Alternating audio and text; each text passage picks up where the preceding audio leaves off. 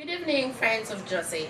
Today I want to talk about relationship because most of the problem we are facing in our present society or even the world at large is mostly on relationships.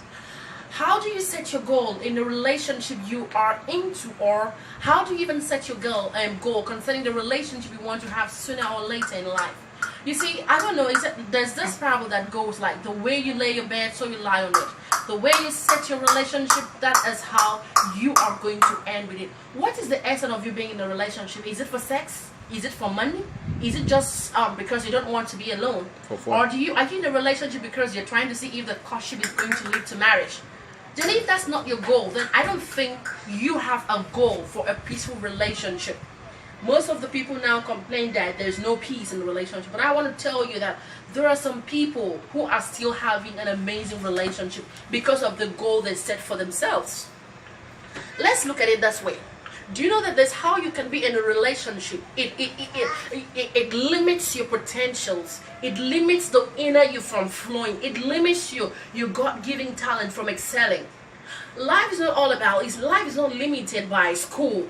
There's a relationship you go into, and you know as a career person you need to make this thing work out, but because of a relationship you choose to be in, it cages you and limits your dreams, and yet you feel you're fulfilled in that relationship. You are not fulfilled in that relationship. It is high time you do something about it. Don't go for what you don't really want. Go for what you want, and don't go for something because you're feeling lonely or because you're feeling like you're left out.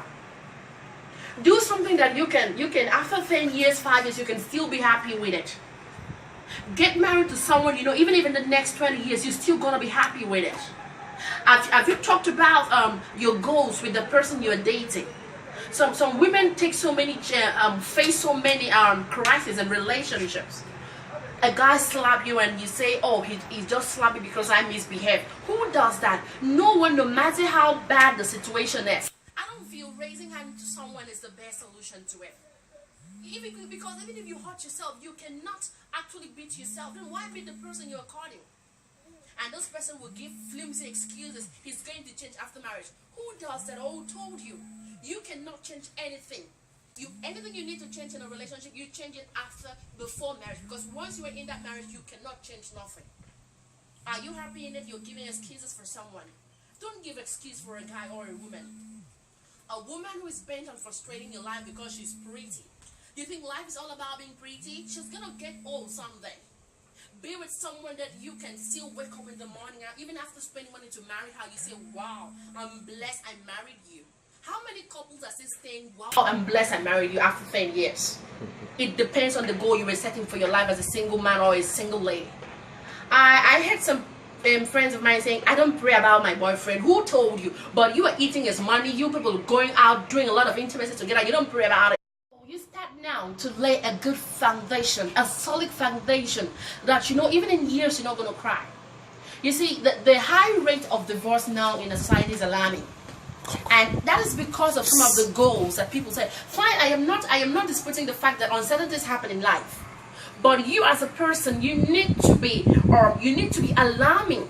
I have some points here I want to share with you concerning relationship, because there are things you need to two things involved in a relationship. It's either a relationship is strength or it elasticizes, because once a relationship has some strength, it's bound to break. And when the strength once is elasticized, there's strength in it. You need to build a relationship. When a relationship does not have a good backing, it suffers scarcity. You can imagine you're in a relationship for 10 years and you're so proud about it.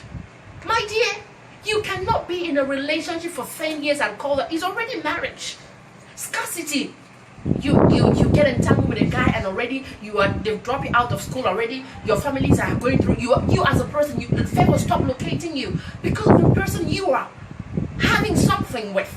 So that is the reason I say it's good for you to start at a very tender age to pray concerning your relationship.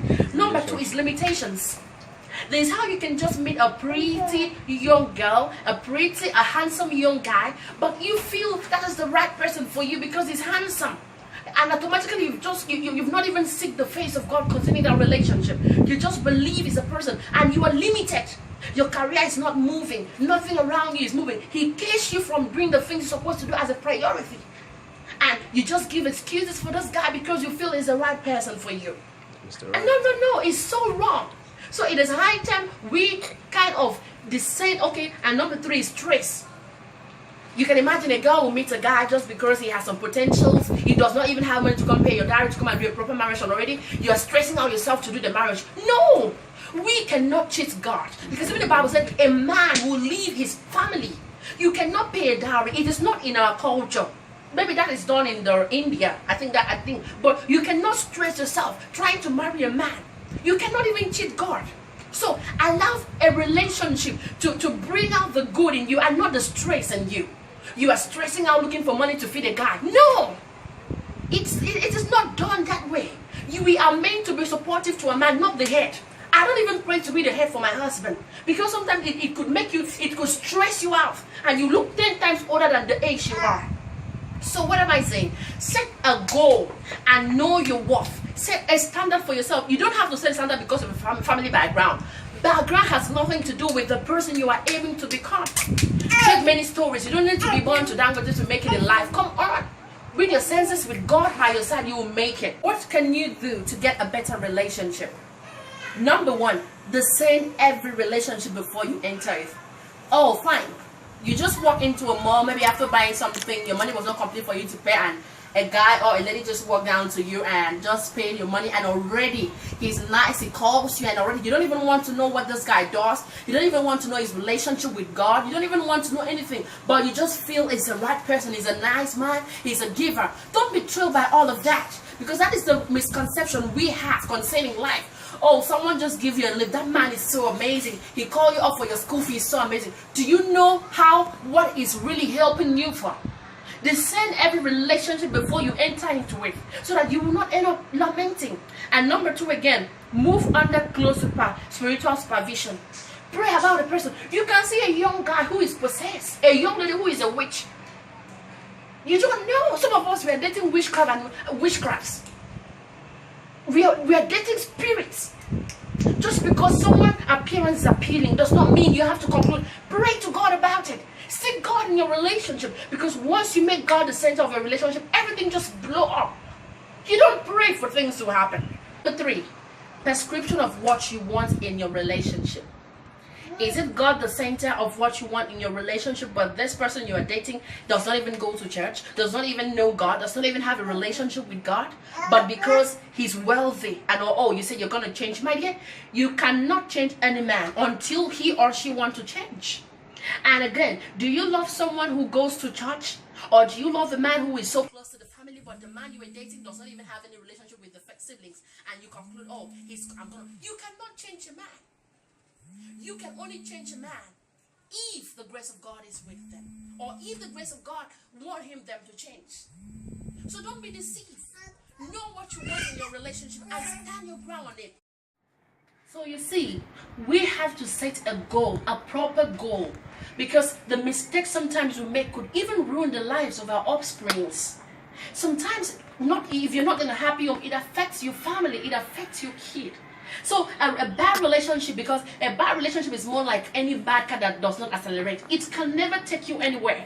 How can you be in a courtship with a guy for 6 years? He has never talked about marriage, and he will say the man that is going to marry you is going to be blessed. Who will marry you if he cannot marry you? I don't get it. A guy will say, oh, your food is amazing, the man is going to marry you, enjoy. Who is going to marry you? So let me tell you, 1 year is enough for you to discern a relationship that is heading to marriage, unless you're there for sex, for money, for selfish interest. Then you stay there and get all the pence. So think about your relationship goals. Think about your family. Think about how your parents raised you so much with so much expectations. Do not cut their expectations short with your greed. Be a man who discerns. Be a woman who discerns. Be a woman who knows what he or she wants, and set that goal and see how it works for you. Have a blessed and a fantastic day, and God bless you. Bye.